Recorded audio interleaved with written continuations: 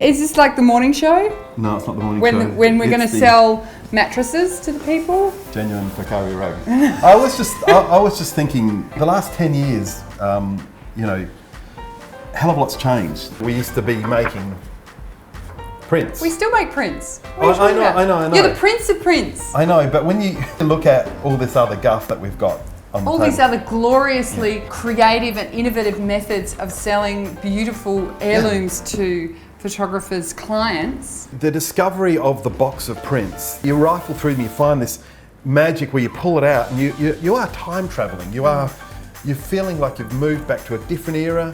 You've seen imagery that you may not have seen before. We knew that there was that connection because we spent a lot of time researching With a physical object. with a physical object of this is the print. Yeah. So our objective was to produce that magic for people and to feel like they're producing that for themselves. It's no longer you pull the camera out for a special occasion, you're taking photos all the time.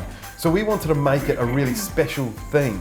So in the process of doing that, you've got to give stuff a special look and feel. I mean, here's a great example. It's a little envelope that opens up and it just holds a pile of 6x4 prints. Now, we used to produce 6x4s, we still do. These are photographic luster prints by the truckload. It's a very common thing. But as soon as you do something like this, suddenly the product is a lot more than just a pile of 6x4 prints. You're bringing a sort of a special level to it, which is really cool. Everything you've done here that we've made is along those lines. Why are we doing such a variety though? Like, that is because, as your children keep trying to tell you, each of us is a special and unique flower. Each client has its own aesthetic. This guy doesn't want the same thing as this girl. They want different looks and their clients want different stuff. An engagement shoot, for example, is probably pretty happy with a little bundle of things. A family shoot, they want a framed print and they want it to be different colours that match their sofa. Part of the customization of all of these things that drives everybody bonkers out the back because they have to go through and make sure they get the right bit of text for the right client. You know, it's not cookie cutter. yeah. Okay, where are we? Are we not? Where's the next setup? I was just wondering, Miriam, did you got stuff that's going to be coming out the printer? The difference between our three print types, traditional photographic, matte art, master fine art, is the machine, not the paper. All these machines that we have in here, they are using pigment ink, whereas the other two processes are using dye. The idea of pigment, it's a tiny, tiny solid. It's encapsulated in a little bubble of fluid, and that bubble of fluid is what uses it to bond the solid to the top of the paper. And what is it sometimes referred to as a... Oh, giclée. Some people call these... And what is a giclée? What is the translation of giclée? An ejaculate. And it's, of course, an ejaculate of colour. Looking at some of these prints on the wall here, the black is so intensely black you could almost fall into it. It's like a black hole. And it's that way because the ink is so much up on the surface of the paper.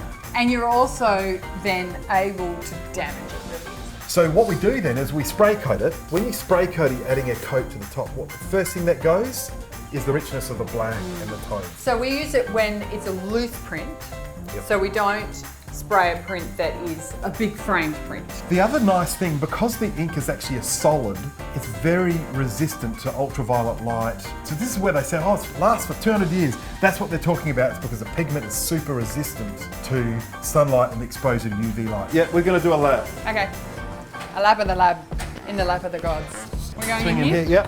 Why do we still call it production? We call it production as a historical mess. This room was traditionally the place where we made the prints on wet print presses. Yeah. Right? So the whole room has got a subdued light in it. The walls are painted a similar sort of a grey. The idea is if the light is neutral, then what's reflecting off the prints is neutral. We use ISO colour edge screens. What a lot of people struggle with is screen to print match. Yes. Of seeing what you see on the screen as what you're getting out the printer. The screen performance is absolutely critical, and people who check the colour of their files on the back of their camera, on their phone, like, who knows what those screens are doing. Spend the money on a really high quality screen. That allows you to get a result that's quite representative of what you're getting in the print. Unless you're on top of that and understand it, you might want to use our colour correction services. Yeah. It doesn't mean we're going to take your dark, moody, beautiful thing and brighten it up so that it's Kodak perfect. We don't do that in colour correction. We look at what your intention is behind the image. We're trying to read your intention. That's right. If you're looking here, there's a lot of pictures of this 80s looking lady appearing on the benches around us. Her name is Shirley. Shirley does a bunch of different jobs, helps us match and get the colour about right, but she's also our canary in a coal mine, metaphorically. And we use them because we run the prints every day and several times a day. Sometimes we can see a difference in the Shirley skin tone. The background changes colour very dramatically. So that's our guide. She's a really important little tool that we've gotten used to. So what we're doing is when we're colour correcting, there'll be an image of Shirley up on the screen alongside the picture that we're colour correcting. Now, some of our clients go, Shirley is not my jam, can you use my what we call reference images? Yeah. And we would then bring that up when we're colour correcting, we would use that as our matching image. What we have here is a matte art print. What is the difference, Paul Alexander Atkins, between a matte art and a master fine art? I'm glad you asked. Oh, I can't wait to hear. It's ink on paper, and it's using a dye-based ink that's being dropped on, and it's a 6-colour machine. You don't quite get the rich black that you do in master fine art. It's our middle of the range. It's our middle of the range. The other thing we've got here is our traditional photographic. So the paper is the same paper we've been using for the last 50 years. The machine that develops the paper is the same machine we were running in the early 80s. Yep. Yeah. And this is actually an amazing kind of combination. It's a hybrid. Yeah, of like contemporary stuff in that it's a digital file and very traditional methods in that it's light sensitive and then processed through wet chemistry. But the difference is instead of using a projector enlarger on it, Kodak invented a digital enlarger, basically that projecting the image on there pixel by pixel and with LED light. So in the dark you take it out the printer once it's exposed, and then it gets fed into the developer, into the bleach fix, washed and then dried. But the point is this process gave us a result that it was so similar to film in a dark room in larger printing that this changed our business, because we got, okay, we can do something here that's long lasting, right quality. It just looked like a traditional print. So we're just going to walk past Matt, who's doing a final assembly on the frame. No pressure, baby. Just perform for the camera. So come around this way, because what I want to show is behind Matt, hidden in the corner here. What are we doing in here? We're in the darkroom. We're standing on the other side of our Refrema E6 So he said dip and dunk Refrema? machine. Well, Refrema is the brand. Or Refrema. Refrema. And this was like the peak of dip and dunk machines. And we're only in It's here. a Rolls Royce of different dunks. The Rolls Royce. This particular style of machine was used at the Olympic Games in 2000 in Sydney, because that was the last event that film was used pretty wholly by the press. Beyond that, beyond 2000, it was all digital. So the beauty of dip and dunk is nothing is touching the film as it moves through the chemistry. The operator comes in the dark without all this light. In the dark. 100% dark. And they crack open the film. We get it out the cassette. We then hang it from the rack, it clipped at the top with the weight at the bottom. And then this machine will pick it up and it gets lowered into each tank. In each tank, the chemistry is really tightly controlled for temperature. If anyone has any darkroom film processing, you know, you shake the film around as part of it to get fresh chemistry against the emulsion. Well, we bubble nitrogen through the chemicals. So there's a nitrogen burst when this is running. And so the other way of doing it The other way would be the mini lab process or small machine. No, we're inside our processor. Those machines are the size of like between you and me. Like they're tiny little things, and the film gets taken through rollers through the tanks.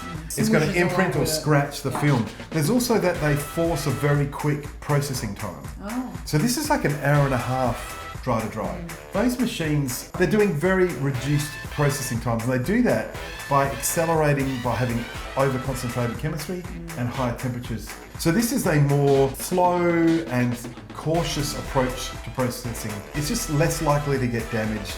And I imagine then the scanning is also easier because you don't have the dust you would if you're dragging it through a machine. Well, the dust can produce scratches and marks, correct. This machine can process 35mm, 120, it can do 220 as well, which is double length. Larger format though too? Yeah, 5.4, 10.8. In fact, it does 11.14 as well, if anyone's shooting 11.14 sheet film.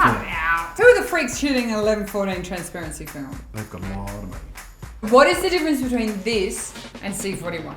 That process there is colour negative, it's called print film. It's the first machine we bought to automate the business in about 1970. And that's the same machine that we've got running there. So it's a really straightforward process. You twin check it. We put a little 4-digit number on the film and on the worksheet. And so that sticker identifies that roll of film with the worksheet. Stickers in the dark. in the dark. We call it put twin cheeks in the professional room. Yeah, professional, whatever. What the developer does is film is loaded with silver, like little silver crystally bits, right? And when it's shown to light, it changes. So there's parts of the film that have seen highlights because really some shit. That has caused oxidation. This kind of oxidation at the molecular level of these little silver crystals, and it's caused them to change. And so it's reacted and created the colour as well as the density or the darkness that's in the image and the lightness.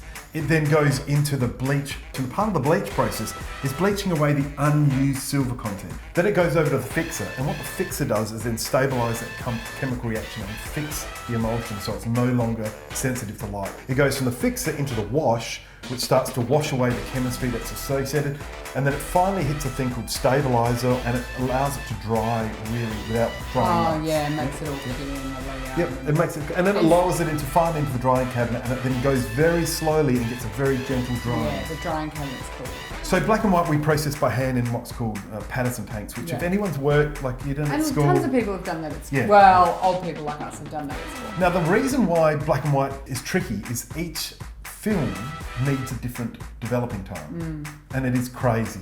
Anything from 4 minutes. Black and white process day. Tony's head looks like it's going to anything explode. 4 minutes to 18 minutes. Yeah, but like for 18 minutes, he's got to stand there shaking his crap. Yeah. The other thing I should mention is pushing and pulling. Your film, when you look on the side of the canister or the box, they call it the box speed. So it's a 400 ISO film. You can put it in your camera and you can go, I'm going to say this is 800. And you can set your light meter and your camera to trick it into being 800. And that's a one-stop push. So we overdevelop it. So pushing is giving it more developing because you've underexposed the film. Pulling is the other way around, where you've gone, oh, I've got a 400 film, but I want to shoot it at 100. No. Why would you do that? Well, that's a really good point. Why would you do that? You probably only do it because you made a mistake. But colour negative film, we never pull. You can overexpose colour negative film 8 stops. Like 8 stops, that's insane. That's enough. If anything, it gives you more of that creamier look that people like, where the highlights are all sort of filled in and beautiful and creamy. The only time you'll really be thinking about it is if you've got a 200 speed film and you've been caught out and you want to treat it like it's 800. In which case, if you do that, you've got to shoot the entire roll and meter as if it's 800, and you've got to tell us to push it 2 stops. Come on, Frankie. Yeah, this is my hoarder's cave to some extent. So we got a Paycom T35, kit of Hasselblad 500 series cameras. And more scanners? Yeah, more How scanners. many scanners can you have? We have 2 scanners we offer, and they're behind us here. We've got over this side. And we have 40,000 other scanners we just keep around for the heck of it.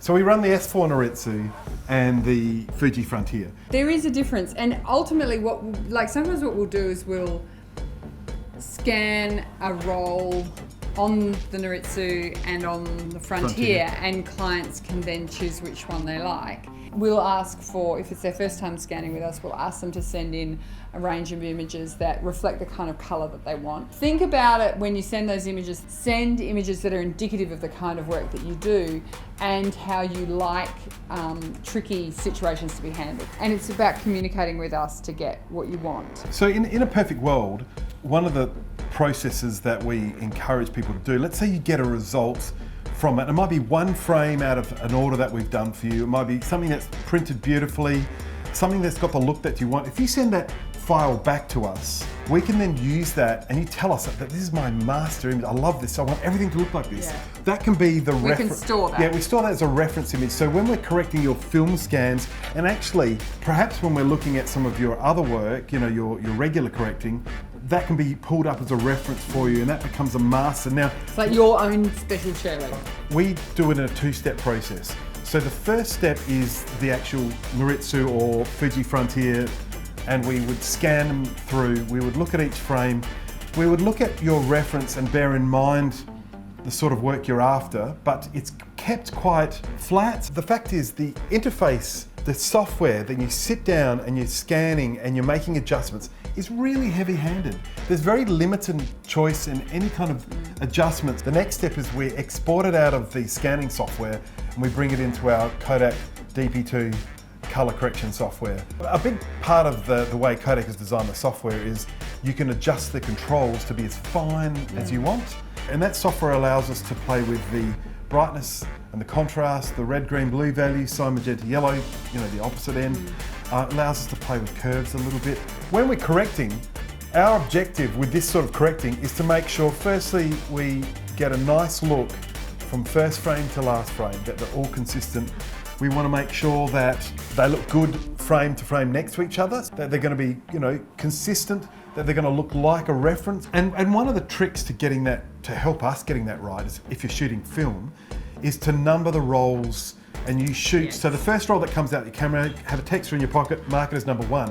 When it comes into the lab, we'll take that number 1 film and we'll give it the first twin check and it'll be developed first. And through the entire run of work, so that when it comes to scanning, we will scan the first twin check first. So that when we're color correcting, we're seeing the beginning of the event all the way through the end, so we can correct groups of images that appear to match each other. Go on, get down the stairs. Come on. Don't next. push me down the stairs. Next. Walk all the way to the front again. This is where we do our mounting and framing. What we try to do is have a really clear aesthetic with our products. So we try to make all of our wall print packages similar in a really clean, classic look. So we've got a range of timbers and we've got a range of neutral colors. We try to make it so that the images really do the work of making it look amazing, and everything else is sort of secondary to the image. The people in this department tend to be really busy. This area is just constantly humming. We do a lot of big stuff that goes interstate. We have stuff the size of a wall that gets shipped. The other thing we want to talk about is acrylic. The beauty of a cast acrylic is its weight is the big thing. So it's great for shipping. But it's also optically pure. So glass will have a weird green tinge to it unless it's museum glass. Museum glass costs a bomb, and this of course doesn't smash when the postie inevitably drops it. We have a lot of clients that want to shoot in different formats and crop in different formats. And the reason it's customized is because you can't cookie cutter art. You don't want to have to lob off half the bride's arm to fit it in your pre-made frame. I think the really important part about this is that if you're going to go to the effort of printing something out, that you do it properly. You print it out and you handle it afterwards in a way that means it's going to last. And it also means that the print is handled with care all the way through, and that's why we wanted to be able to control all elements down to the last bit. And as a photographer, your clients can't take your files and walk into Harvey Norman or any big box store and make this. They can't do it. So you as a photographer, you have the benefit of something that only you can access, because this is not available to the general public. Totally. And you can really sell the most amazing stuff through your ability to make something completely unique that they can only get from you. And we want to work with photographers to grow their business. The albums are made in a sort of a 3-step procedure: the printing of the paper, then collating the album together to make the block. We then guillotine the block to this nice razor sharp style finish, and then we wrap or we case in the cover. The spine and the action of the turning of the pages is actually quite a bit of engineering that's taken us ages to perfect and fine-tune. There's something lovely about making it yourself, standing at the bench and each sheet going in together, and you know that you've created something that's perfect and it's all by hand. Often with overseas albums, we'll see the block is put in crooked and it's just not quite straight, and there's just a lot of little jiggly things that happen when you're relying on computers to do the whole process. We have the album boxes that are complementary with any album that you order. You get a box. We wrap them up in the same matching fabric. It's such a great way to tell a longer story, and it's also the most perfect storage because you know that they're in essentially dark storage, which is what you want for prints. You want them to be in a cool, dark place. So you can do that and preserve these images for a really, really long time. Albums last forever. We thought we'd just come out this way. All right, that's it. Hang on, we could do this. Cut. Oh, Jesus Christ, don't do that. You idiot. Cut. Hello, baby. Is that all right, Nathan?